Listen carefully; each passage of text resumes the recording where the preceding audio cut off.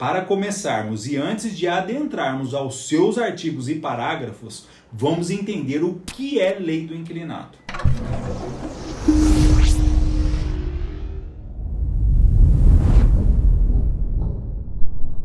Nossa tão conhecida e popularmente chamada Lei do Inquilinato nasceu em 18 de outubro de 1991, mediante a publicação da Lei Federal 8.245, que trata e regula a relação contratual e os deveres entre proprietários e inquilinos, e como os demais procedimentos devem ser realizados nas transações de imóveis urbanos dentro do território nacional. Isso mesmo.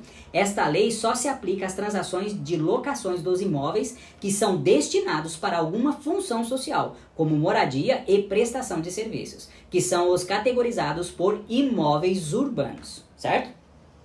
No primeiro artigo diz que serão especificadas as transações imobiliárias que não se submetem aos regimentos da própria lei do inquilinato. Podemos concluir que as transações mencionadas continuam sendo reguladas pelo Código Civil ou leis especiais, sendo então que somente os imóveis urbanos que não se encaixam nos tipos mencionados anteriormente são então regulados pela lei do inquilinato. Vamos esclarecer o que está previsto no artigo 2º da lei do inquilinato. Existindo mais de um representante de cada uma ou qualquer uma das partes, locatários ou locadores, seja quantos forem, responderão integralmente pelo contrato por meio da responsabilidade solidária. Na prática, este artigo quer dizer que, não havendo uma cláusula contratual expressa, um único locatário pode responder por toda a dívida oriunda de um contrato de locação, ou que, por exemplo, apenas um locador pode responder por uma eventual revisional de aluguel sem que o silêncio dos demais implique em concordância com o pedido. Todos os ocupantes de habitações coletivas multifamiliares, as ocupações de uso comum de um mesmo imóvel, por mais que o contrato tenha sido celebrado por apenas um representante, todos os ocupantes serão considerados pela lei como locatários ou sublocatários. Ou seja, em uma eventual demanda de despejo, por exemplo, todos serão citados, já que a sentença também deve produzir efeito contra eles. No artigo 3º da Lei do Inquilinato, vimos então que, sobre os contratos de locações, as partes são livres para pactuar o prazo de duração. Porém, se este período exceder o prazo de 10 anos e alguma das partes possuir cônjuges, deve-se então, primeiro, haver o consentimento entre o casal para que assim possa ser celebrado o contrato. Você deve se atentar que, se em meio a um processo judicial a comprovação do consentimento entre o casal não puder ser feita, será acatado exatamente o que está disposto no parágrafo único deste artigo e o contrato será um item anulável.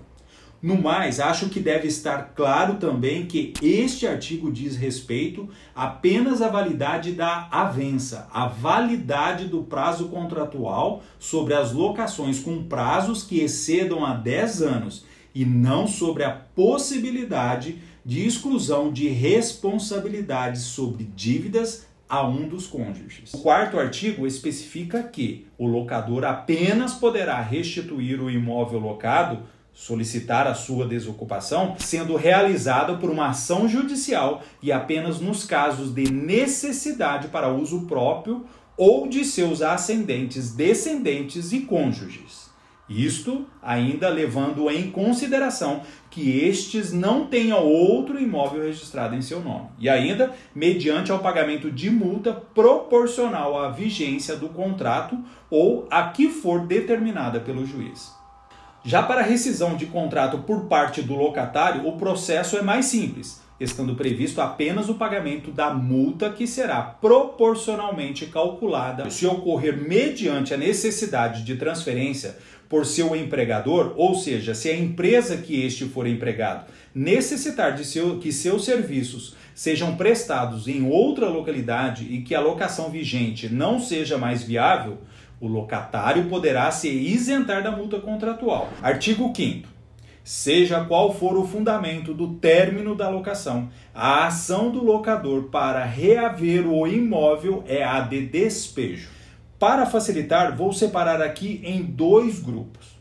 O primeiro é por parte do próprio inquilino, nos casos em que ele esteja em descumprimento contratual, ou seja, se ele estiver fazendo uso indevido, danificando ou feito uma reforma não autorizada no imóvel. Se estiver inadimplente e, claro, após o término da vigência do contrato e ele não quiser desocupar o imóvel. E se o inquilino vier a falecer e não deixar nenhum sucessor legítimo para assumir a locação. Você, como proprietário, pode ingressar com a ação de despejo, caso seja necessário a realização de consertos urgentes no imóvel, ou se for para uso iminente do seu cônjuge, dos seus pais, filhos ou netos. No artigo 6º da Lei do Inquilinato temos que o locatário pode dar causa unilateralmente à rescisão do contrato de locação por prazo indeterminado, sem apresentar qualquer motivo para isso. Ou seja, se, por exemplo, o prazo estipulado entre as partes já venceu, o contrato passa automaticamente a vigorar por tempo indeterminado.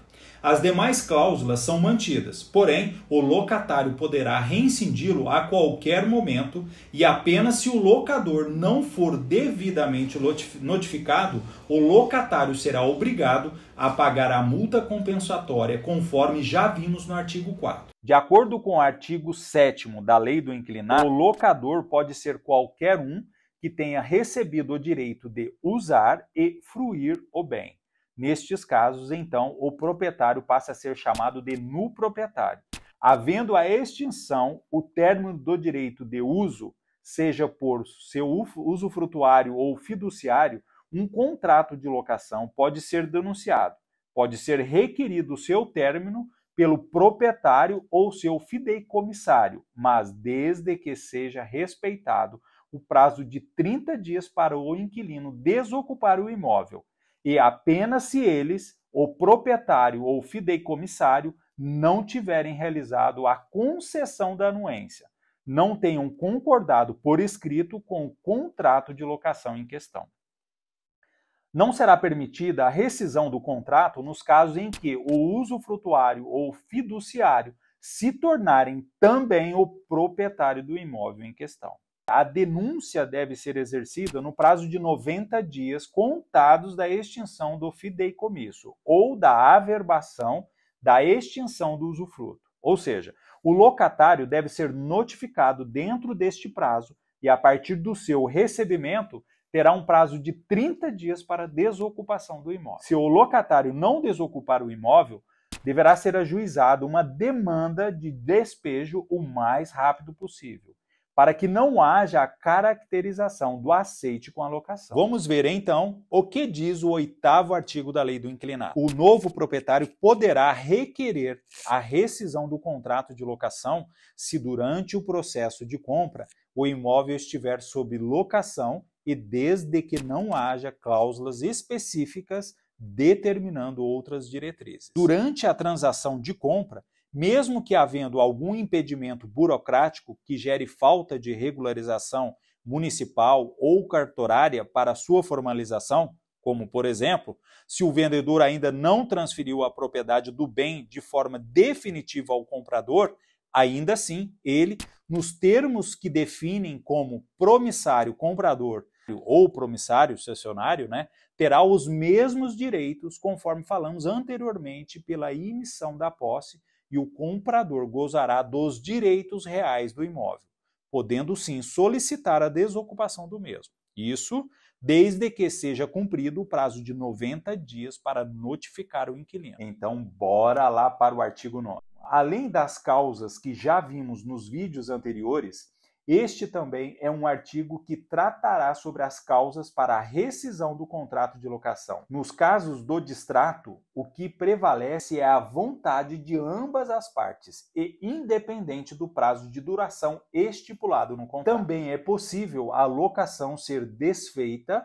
quando há alguma infração contratual, seja por parte do locador ou locatário. Que a falta de pagamento do aluguel, IPTU luz, água, etc., se caracterizam também como uma infração contratual. A quebra do vínculo locatício pode ocorrer por iniciativa do locador, quando necessária a realização de obras com rapidez, obras urgentes, em que a demora na sua execução implica em risco de dano ou perigo aos moradores. O artigo 10º da Lei do Inquilinato prevê que o contrato de locação não será reincindido nos casos de falecimento do locador, sendo que assumirão a condição de locador os herdeiros legítimos, podendo ser o cônjuge, ascendentes e descendentes, ou os herdeiros legatários, que são aqueles que foram nomeados como herdeiros em um testamento, por exemplo. Entendemos até aqui, mas aí vem o X da questão. Se os herdeiros, como vimos, podem ser muitos, quem vai receber os valores sobre o aluguel? É a Ana, a Joana ou o José?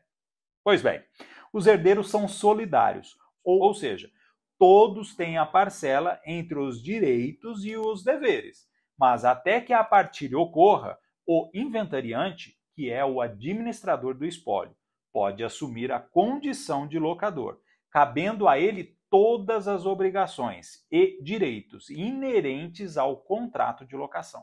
Vamos esclarecer o que está previsto no artigo 11º da Lei do Inquilinato. Entendemos que a lei procura favorecer aqueles que já residem no imóvel, ou seja, se ocorrer a morte do locatário, haverá a possibilidade de um sucessor para rogar-se e, assim, assumir a posição de locatário e prosseguir com os direitos e obrigações previstos no contrato de locação. Se a finalidade da locação era para moradia, aqueles que residem no imóvel podem optar por prosseguir com a locação, seguindo a preferência de acordo com a cadeia hierárquica, sendo primeiro o cônjuge sobrevivente. Se este não quiser, poderão assumir os descendentes, ascendentes em qualquer grau, pais, netos, bisnetos e avós. Após estes, a preferência será entre os que chamamos de colaterais ou transversais, que são os irmãos, tios, sobrinhos e primos. E por fim, ainda terá preferência na locação os herdeiros testamentários, e até mesmo pessoas sem nenhum grau de parentesco, como amigos e cunhados. Assim como vimos no vídeo anterior, a lei procura proteger a pessoa que pode continuar habitando o imóvel locado.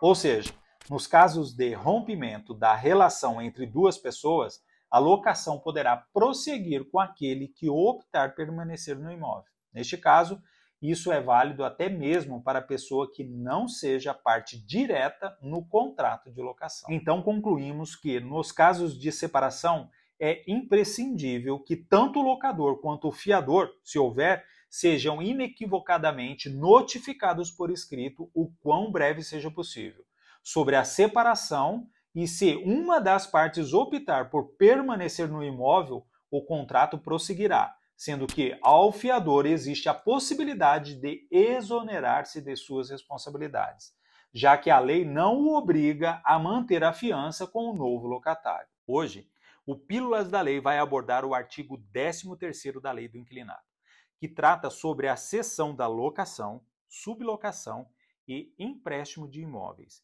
Então, vamos lá? O inquilino pode sim colocar outra pessoa para utilizar o imóvel em seu lugar. Mas para isso, conforme vimos ali, apenas se houver o consentimento do locador. Via de regra, então, o locador deve manifestar a sua oposição, se for o caso, no prazo de 30 dias contado da data em que receber formalmente a notificação do locatário ou dela tiver ciência inequívoca. Caso contrário, se transcorrido este período sem qualquer manifestação, presumir sim, aos olhos da lei, a concordância com a ação pelo locador. E é isso. Finalizamos mais um artigo da Lei do Inquilinato. Por favor, não se esqueça de deixar o seu like se estas informações foram úteis para você. Compartilhe esse vídeo, me ajude a fortalecer esse canal. Assim, cada vez mais este conteúdo será apresentado ao maior número de pessoas, como você, que também precisam desta informação. Muito obrigado, um forte abraço e até. próximo bate-papo.